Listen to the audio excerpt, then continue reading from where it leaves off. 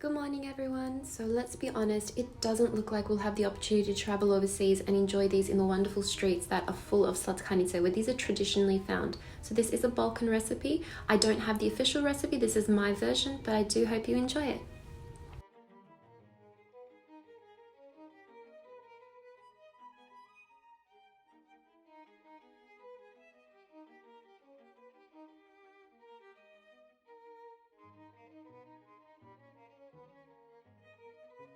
So start off by making your custard so it can cool while you get your sponge fingers ready. So you will be combining all your ingredients together, and that's right, everything including the eggs all into one pot.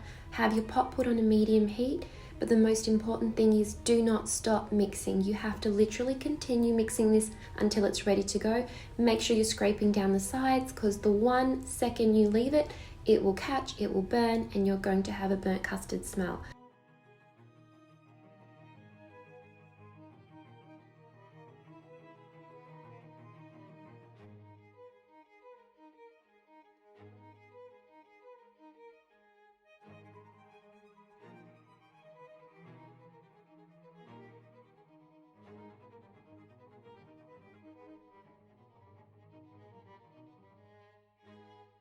So with the creamy custard done, you are now going to divide this into 2 separate pots. So basically 2/3 in one and then 1/3 in the other pot. In that 1/3, you're going to add in your cocoa powder sifted, and you're going to give that a really good mix. Place a piece of cling wrap over the top and make sure it's flush against the actual custard so it doesn't form a skin.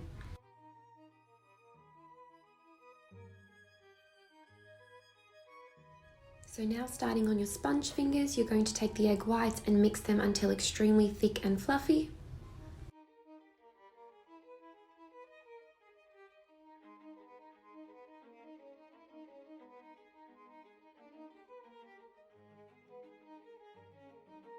Now to this, you'll be adding in your sugar, and you'll be making sure you're only putting in a portion at a time, roughly about 2 tablespoons, so it's mixed through thoroughly until it's all combined.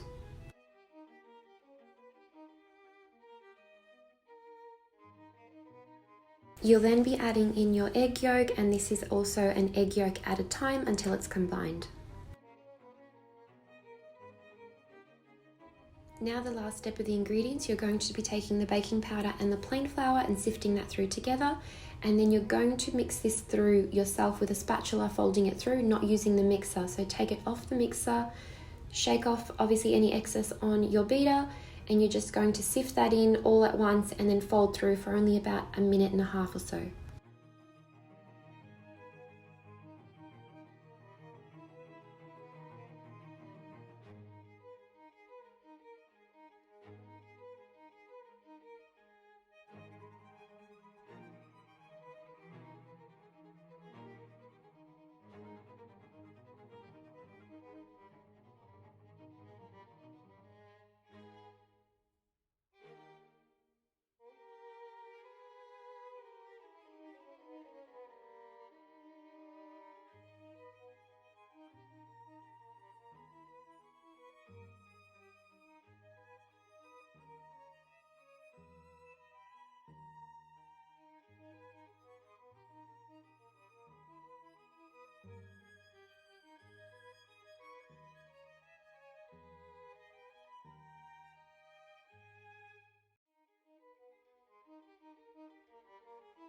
Now this is the point I would recommend preheating your oven to 200 degrees, and then you're going to be scooping your mixture into an uncut piping bag.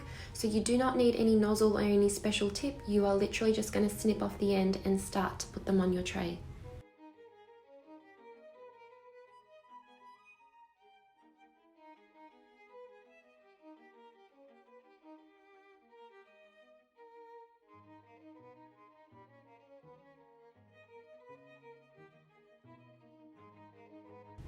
Now make sure your tray is lined with baking paper, and do not put them too close together because they will slightly flatten out and rise. So I recommend leaving approximately 1.5 centimeters between each.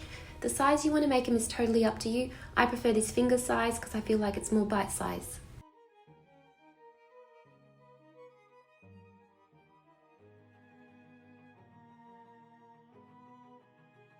Now no need to further wait, and these go straight into the oven, which was preset at 200 degrees, and you'll be cooking it for approximately 5 to 6 minutes at the most. Lightly golden brown is only what you're after, and as soon as you have that, take them out. If you leave them any longer, it will dry out and turn into a biscuit rather than a sponge. So as you can see, these have been cooked. I take them off the tray completely so they stop cooking on the bottom as well.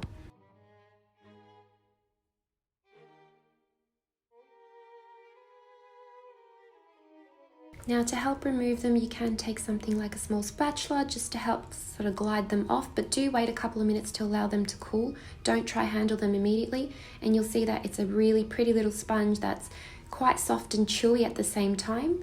Now when you are going to be putting these on your serving platter, it's up to you if you want to put them directly on the platter. I recommend putting them on baking paper again. It makes it slightly easier to move them once you've made them all, and if you're needing to serve them at a later time, like 3 or 4 hours ahead.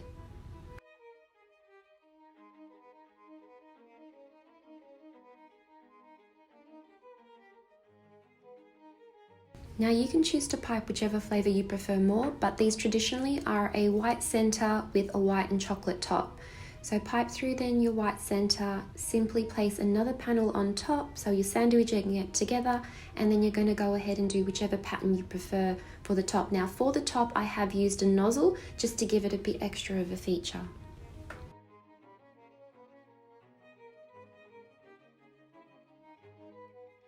And there you have the most addictive little creamy custard sponge fingers you will ever try. I guarantee you will not stop at one with these. Hope you guys enjoy my videos. Please comment below and let me know if you've made these. But remember, if tagging on Instagram, if your account is private, I won't unfortunately be able to see it. Enjoy!